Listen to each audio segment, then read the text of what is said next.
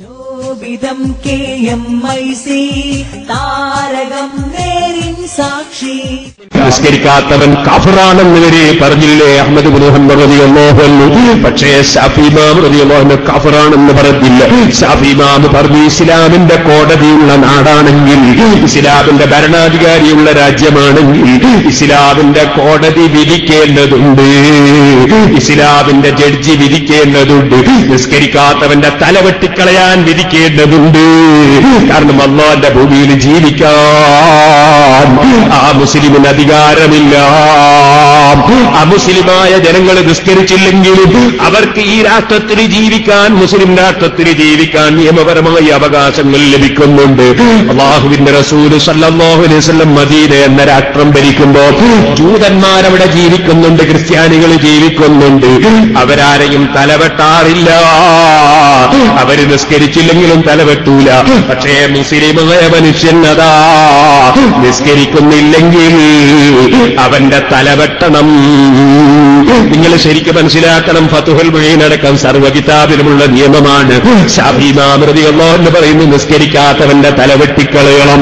ഞാൻ ഇന്നലെ പറഞ്ഞില്ലേ, തെരുവുനായ ക്ലീനിങ്ങിന്റെ ഡ്യൂട്ടിയാണ് നായക്ക്. അതുകൊണ്ട് തെരുവുനായയെ വെട്ടാൻ പാടില്ല, അതിനെറിയാൻ പാടില്ല എന്ന് ഇന്നലെ ഞാൻ പറഞ്ഞു. പക്ഷേ നായയെയാണ് വെട്ടരുതെന്ന് പറഞ്ഞത്. അതേ സമയത്ത് ഇസ്ലാമിന്റെ കോടതിയിലെ ജഡ്ജി വിധിക്കണം, നിസ്കരിക്കാത്തവന്റെ തലവെട്ടിക്കളയണം. പക്ഷേ നിയമം കയ്യിലെടുക്കാൻ പാടില്ല, ഭീകരവാദിയാകാൻ പാടില്ല. അതുകൊണ്ട് ഇന്ത്യ രാജ്യത്താരും കമ്മിറ്റി ഉണ്ടാക്കിയിട്ട് തലവെട്ടാൻ പോണ്ട, കമ്മിറ്റി ഉണ്ടാക്കിയിട്ട് വ്യഭിചാരിയെ എറിഞ്ഞു കൊല്ലാൻ പോണ്ട, കമ്മിറ്റി ഉണ്ടാക്കിയിട്ട് കൽത്തവന്റെ കൈമുറിക്കാൻ പോണ്ട, കമ്മിറ്റി ഉണ്ടാക്കിയിട്ട് ആരും സക്കാത്ത് പിരിക്കാനും പോണ്ട. അതൊക്കെ ഭരണാധികാരികൾക്കുള്ള നിയമങ്ങളാണ്, അത് സർക്കാർ ചെയ്യേണ്ട കാര്യങ്ങളാണ്. സർക്കാർ അല്ലാത്തവർക്ക് നിയമം കയ്യിലെടുക്കാൻ ഇസ്ലാമിൽ അനുമതിയില്ല. ഇസ്ലാമിന്റെ നിയമം നിങ്ങൾക്കറിയാമല്ലോ. സ്വന്തം ബാപ്പയെ കൊല്ലുന്നത് മക്കള് കണ്ടാൽ പോലും, സ്വന്തം ബാപ്പയെ കൊല്ലുന്നത് മക്കൾ കണ്ടാൽ പോലും ആ മക്കൾക്ക് കൊന്നു കഴിഞ്ഞാൽ പിന്നെ കൊന്നവനെ പകരം കൊല്ലാൻ പാടില്ല. പിന്നെന്ത് വേണം? ആ കൊന്നവനെ പകരം കൊല്ലണമെങ്കിൽ കോടതിയിൽ കേസ് കൊടുക്കണം, എന്നിട്ട് കോടതിയിലെ ജഡ്ജി വിധിക്കണം. എന്നാലേ കൊല്ലാൻ പറ്റൂ, സ്വന്തത്തിൽ നിയമം നടപ്പാക്കാൻ പറ്റൂല. ഞങ്ങളെ ബാപ്പാനെ കൊല്ലുന്നത് ഞങ്ങൾ കണ്ടതല്ലേ, അതേ ശരി, പക്ഷേ നിയമം കയ്യിലെടുക്കാൻ പാടില്ല. ഇസ്ലാം തീവ്രവാദത്തിനെതിരാണ്, ഭീകരവാദത്തിനെതിരാണ്, വർഗീയതക്കെതിരാണ്. ഇസ്ലാം ചിട്ടയുള്ള നിയമങ്ങളാണ്. ഞാനീ പറഞ്ഞ മസ്അല ഫതുഹുൽ മുഈനിലുണ്ട്. അപ്പൊ സുഹൃത്തുക്കളെ, നിങ്ങൾ മനസ്സിലാക്കണം, വളരെ പ്രധാനപ്പെട്ടതാണ് നിസ്കാരം. നിസ്കാരം കൈയൊഴിക്കുന്നവനെ ഇസ്ലാമിന്റെ കോടതി അവന്റെ തലവെട്ടിക്കളയണോന്ന് പറഞ്ഞിട്ടും ശാഫി ഇമാം നിർത്തുന്നില്ല. അവനെ തലവെട്ടിയിട്ട് എന്ത് വേണം? അവൻ മുസ്ലിം തന്നെയാണ്, അവൻ കാഫറായിട്ടില്ല. ശാഫി ഇമാം പറയുന്നു, അതുകൊണ്ട് അവനെ മുസ്ലിമീങ്ങളെ മൈതാനിയിൽ തന്നെ മറവ് ചെയ്യണം, അവനെ കുളിപ്പിക്കണം, കഫൻ ചെയ്യണം. എന്നിട്ട് മുസ്ലിമീങ്ങളെ മൈതാനിയിൽ തന്നെ അവനെ മറവ് ചെയ്യണം. പക്ഷേ അവന്റെ ഖബറിനൊരു അടയാളം വെക്കണം. അതെന്തിനാണ്? പിന്നെ വരുന്ന ജനങ്ങൾ, പിൻതലമുറ ഇങ്ങനെ പറയണം, നിസ്കരിക്കാതിട്ട് കൊല്ലപ്പെട്ടവന്റെ ഖബറാണത്, നിസ്കരിക്കാതിട്ട് കൊല്ലപ്പെട്ടവന്റെ ഖബറാണത്. അന്ന് ഖിയാമത്ത് നാൾ വരെയുള്ള ജനങ്ങൾക്ക് അവന്റെ ഖബർ കണ്ട് പാഠം പഠിക്കാൻ സാധിക്കണം. അതുകൊണ്ട് അവന്റെ ഖബറിന് അടയാളം വേണം, അല്പം പൊക്കി വെക്കണം എന്ന് വരെ ശാഫി ഇമാം റളിയല്ലാഹു അൻഹു പഠിപ്പിക്കുകയാണ്. അതുകൊണ്ടോ മുസ്ലിം ചെറുപ്പക്കാരാ, ഓ മുസ്ലിം സഹോദരിമാരെ, സഹോദരന്മാരെ, നിസ്കരിക്കാത്ത മനുഷ്യൻ ഇസ്ലാമിലൊരു സ്ഥാനവുമില്ല. ഇനി ഞാൻ നിങ്ങളോട് പറയട്ടെ, കോടീശ്വരനായ ഒരു മനുഷ്യനാണെന്ന് നിങ്ങൾ ധരിക്കും. കോടീശ്വരനാണ്, പക്ഷെ അയാൾക്ക് ഒരൊറ്റ പെൺകുട്ടി മാത്രമേ ജനിച്ചിട്ടുള്ളൂ, ഒരു പെൺകുട്ടി മാത്രമേ ഉള്ളൂ. ആ പെൺകുട്ടിയുടെ വിവാഹമെടുത്താൽ ആ വിവാഹത്തിന് അങ്കഹത്തുക ബിന്ദി, എന്റെ മകളെ ഞാൻ നിനക്ക് നിക്കാഹ് ചെയ്തു എന്ന് പറയാനുള്ള അധികാരം നിസ്കരിക്കാത്ത മനുഷ്യനില്ലേ? ഇല്ല. സ്വന്തം മകളെ നിക്കാഹ് ചെയ്തു കൊടുക്കാൻ അധികാരമില്ല. ഇസ്ലാമിന്റെ കോടതിയും ജഡ്ജിയും ഭരണവുമുള്ള രാജ്യത്താണെങ്കിൽ അത് കോടതി കൈകാര്യം ചെയ്യേണ്ടതാണ്, ഖാദി കൈകാര്യം ചെയ്യേണ്ടതാണ്. നിസ്കരിക്കാത്തവന് സ്വന്തം മകളെ കെട്ടിച്ചു കൊടുക്കാൻ അധികാരമില്ല. ഇനിയും ഞാൻ പറയട്ടെ സുഹൃത്തുക്കളെ, അതാ നിങ്ങൾ നോക്കൂ, ഒരു പന്നിയെ നമ്മൾ കണ്ടു. പന്നി എന്ന് പറയുന്നത് ഞാൻ ഇന്നലെ പറഞ്ഞ പോലെ ക്ലീനിങ് നടത്തുന്ന ഒരു ജീവിയാണ്. എത്രയെത്ര അവശിഷ്ടങ്ങളാണ് കുറ്റ്യാടി ടൗണിൽ നിന്ന് പന്നിക്ക് കൊടുക്കാൻ വേണ്ടി പലരും എടുത്തുകൊണ്ട് പോകുന്നത്. അതുകൊണ്ട് എത്ര മാലിന്യമാണ് നമുക്ക് ഒഴിവായി കിട്ടുന്നത്. അപ്പൊ ക്ലീനിങ്ങിന് വേണ്ടി അള്ളാഹ് പഠിച്ചൊരു ജീവിയാണത്. എല്ലാ ജീവിയും നമുക്ക് സാപ്പാടാനല്ല. ചിലർക്ക് അങ്ങനെ ഒരു ധാരണ, എല്ലാം തിന്നണം. പന്നി നമുക്ക് തിന്നാനുള്ളതല്ല, നായ നമുക്ക് തിന്നാനുള്ളതല്ല. അത് അല്ലാഹു തആല നമുക്ക് പഠിച്ചത് ക്ലീനിങ്ങിന് വേണ്ടിയാണ്. ഓരോന്നിനും ഓരോ ഡ്യൂട്ടിയാണ്. അതേ സമയത്ത് മനുഷ്യന്റെ ഡ്യൂട്ടി എന്നാണ്? മനുഷ്യന്റെ ഡ്യൂട്ടി ഖുർആൻ പറഞ്ഞിട്ടുണ്ട്. അതെന്താണ്?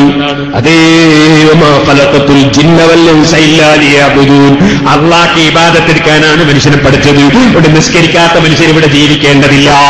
വെറുതല്ല ശാഫി ഇമാം പറഞ്ഞത്. മനുഷ്യരെ ഇബാദത്ത് അല്ലാഹുവിനെ ഇബാദത്തെടുക്കാനാണ് അല്ലാഹു തആല മനുഷ്യനെ പഠിച്ചത്. ഏറ്റവും പ്രധാനപ്പെട്ട ഇബാദത്ത് 5 നേരത്തെ നിസ്കാരമാണ്. അത് നിസ്കരിക്കാത്തവനെ ഇവിടെ ജീവിക്കണ്ട. ശാഫി ഇമാം റളിയല്ലാഹു അൻഹു തീരുമാനം പറയാണ്, ഫത്വയിൽ തീരുമാനം പറയാണ്.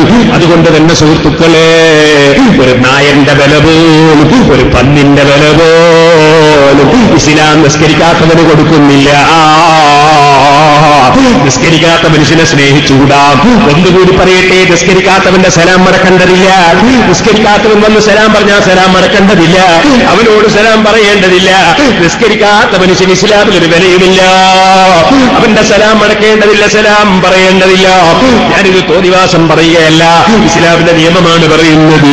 എത്രയോ നൂറുകണക്കിന് എന്നെക്കാൾ വിവരമുള്ള പണ്ഡിതന്മാർ ഈ സ്റ്റേജിലുണ്ട്. നിങ്ങൾ മുത്തലിബ് ഉസ്താദിനോട് ചോദിച്ചോളൂ, വേറെ അലിമികളോട് ചോദിച്ചോളൂ, അല്ലെങ്കിൽ നിങ്ങൾ ലോകത്തെവരെയെങ്കിലും വിളിച്ച് ചോദിച്ചോളൂ. ഫത്ഹുൽ മുഈനടക്കമുള്ള കിതാബ് പഠിക്കുന്ന നിയമമല്ലേ? നിസ്കരിക്കാത്തവൻ ഫാസിഖല്ലേ? അവനുണ്ടോ സലാം പറയൽ സുന്നത്തില്ല? അവൻ പറഞ്ഞാൽ മടക്കേണ്ടതുണ്ടോ? മടക്കേണ്ടതില്ല. നിസ്കരിക്കാത്തവന്റെ സ്ഥിതി നിങ്ങൾ അറിയോ? പോരാ.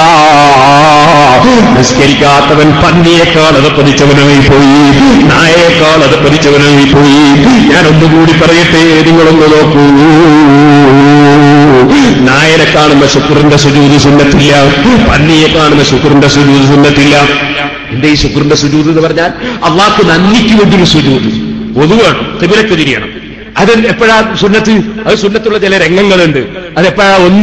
ഒന്ന് വെള്ളപ്പാണ്ട്, കുഷ്ഠം അല്ലെങ്കിൽ എയ്ഡ്സ് തുടങ്ങിയ വലിയ രോഗം പിടിച്ചിട്ട് ആളുകളുടെ ഇടയിൽ വിഷമമാകുന്ന ഒരു മനുഷ്യൻ, അങ്ങനത്തെ മനുഷ്യനെ കാണുമ്പോ ആ രോഗി കാണാതെ, കുഷ്ഠരോഗം പിടിച്ചവൻ കാണാതെ, വിഷമം പിടിച്ച രോഗമുള്ളവൻ കാണാതെ അല്ലാഹുവിന് ഒരു സുജൂദ്.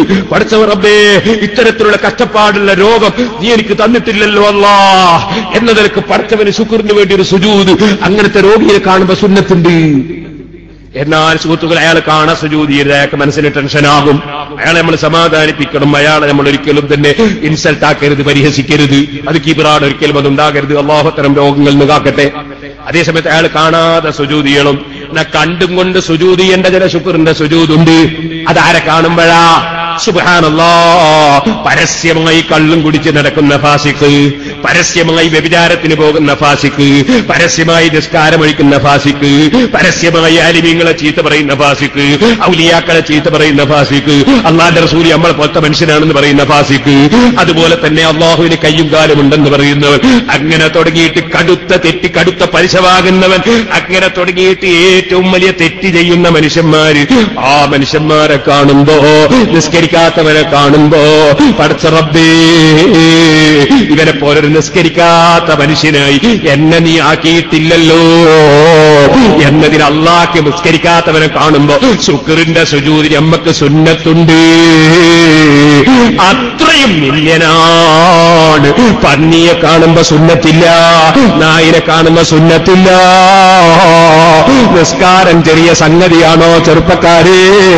അല്ലാഹ് അവന്റെ വെള്ളം കുടിച്ച്, അവന്റെ ഭക്ഷണം കഴിച്ച്, അവന്റെ ഓക്സിജൻ ശ്വസിച്ച്, അവന്റെ ഭൂമിയിൽ താമസിക്കുമ്പോ ആ രാജാവ് അടിമയോട് പറയുകയാണ്, 5 നേരം നീ എന്റെ മുമ്പിൽ വന്ന് എന്നോടൊന്ന് സംഭാഷണം നടത്തണേ. അല്ലാഹു അക്ബർ, ഞാൻ വലിയവനാണെന്ന് നീ ഒന്ന് പ്രഖ്യാപിക്കണേ.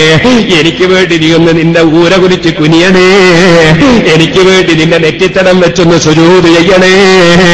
എനിക്ക് വേണ്ടി നീ ഇങ്ങ് നിസ്കരിക്കണേ. അതിന്റെ പുറമെ ഞാൻ ഏറ്റവും പ്രിയം വെച്ചൊരു നേതാവുണ്ട്, അതാണ് മുഹമ്മദ് റസൂലുള്ളാഹി. ആ റസൂലുള്ളാഹിന്റെ പേരിൽ നീ നിസ്കാരത്തിന് സ്വലാത്ത് ചൊല്ലണേ. ആ നബിയെ നീ മറന്നുകൂടാ. മദീനത്ത് കിടക്കുന്ന നിന്റെ നേതാവാണത്. ആ നേതാവ് നിരന്തരം അനുയായികളുമായി ബന്ധപ്പെടുന്ന നേതാവാണ്.